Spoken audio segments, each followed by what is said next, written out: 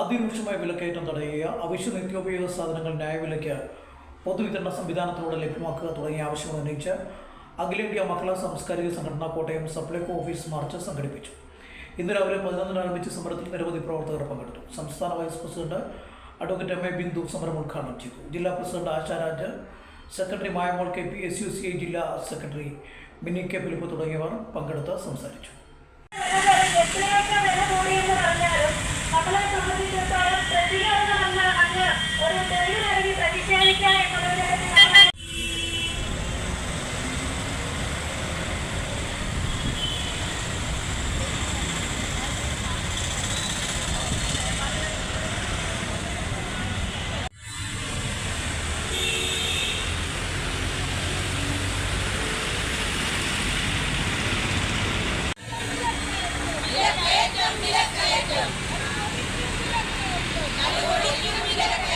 ഈ വിലവർദ്ധനവിന്റെ ആനുപാതികമായി യാതൊരു ഗുണങ്ങളും അവരെ കുറിച്ച് സംസാരിക്കാമെന്നത് ഇവിടുത്തെ കർഷകർ ഉൽപ്പാദിപ്പിക്കുന്ന സാധനങ്ങൾ അവർക്ക് കിട്ടേണ്ടുന്ന ന്യായമായ വില നൽകി അത് സംഭരിക്കണം സർക്കാർ.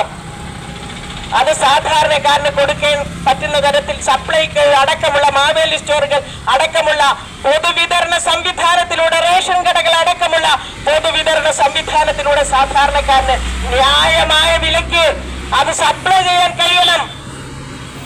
ഈ നാളികേരത്തിന്റെയും വെളിച്ചെണ്ണയുടെയും വില ഇത്രത്തോളം അനിയന്ത്രിതമായി വർദ്ധിച്ചിട്ട് ഇതിനോടകം കൃഷി പഠിക്കാൻ ഇസ്രായേലിൽ പോകുന്ന കൃഷിമന്ത്രി ഇതിനകത്ത് ഇടപെട്ടോ?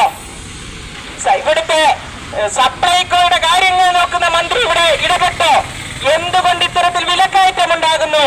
അതിൽ നിന്ന് എങ്ങനെ നാട്ടുകാരനെ രക്ഷിക്കാം? സർക്കാരിന്റെ ഇടപെടലിലൂടെ വില കുറച്ചുകൊണ്ട് ഈ സാധനങ്ങൾ ജനങ്ങൾക്ക് എങ്ങനെ എത്തിക്കാം എന്നിവർ ചിന്തിച്ചിട്ടുണ്ടോ? അങ്ങനെ ഒരു നടപടി ഉണ്ടായോ? 2 മാസമായി ഇതുവരെ ഒരു നടപടി ഉണ്ടായില്ല.